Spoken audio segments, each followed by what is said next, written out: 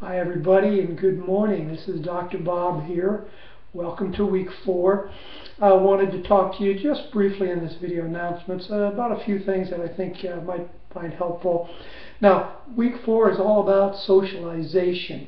The thing to keep in mind about socialization, and especially when you're looking at how to propose your answer, how to approach the discussion board this week, think of socialization as a process, right? It's a process that begins, some argue, in the fetal stage, but at least, for sure, it begins at birth and it continues all throughout our life. It isn't just something that occurs in a short period of time. There are periods of our life when perhaps others may be more influential in our socialization process, but again, it's a process that occurs all throughout our life. So, I want to talk quickly about Cooley's looking glass self, and you'll get some of this in the lecture as well. A lot of what we know about the self comes from Cooley's concept of the looking glass self, and obviously this goes back to late 1800s, early 1900s, really early 1900s with Charles Horton Cooley's looking glass self. It's a 3-stage process. The first stage of the process is we imagine how we appear to others. All right. Second stage of the process is we interpret others' reactions to us. And then the third stage of the process is we internalize those reactions, and that becomes how we see ourselves. Okay, now the key thing to keep in mind here, and I think this is what escapes many scholars when they're looking at Cooley's looking glass self concept, is that second part, interpretation. Do we necessarily interpret correctly what others are thinking about us? No, absolutely not. But what matters is our interpretation. You know, quite often we run into people, and I do at conferences or all kinds of places, right?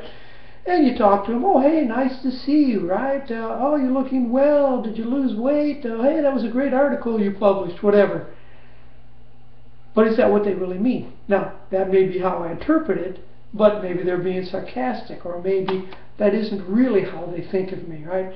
So the key aspect of any development of the self is the interpretation and then how we internalize that. Now, the other thing to keep in mind when we're looking at socialization and how to respond to the question is look at the importance of certain factors, right, of socialization. One, social class is certainly going to make a difference. Their gender, their race, their ethnicity, their education, their religion, all of these things are going to affect one's socialization process. Okay, I'm starting to get a few questions about the public sociology paper, and I'm seeing some great topics, so congratulations, you guys. That's wonderful.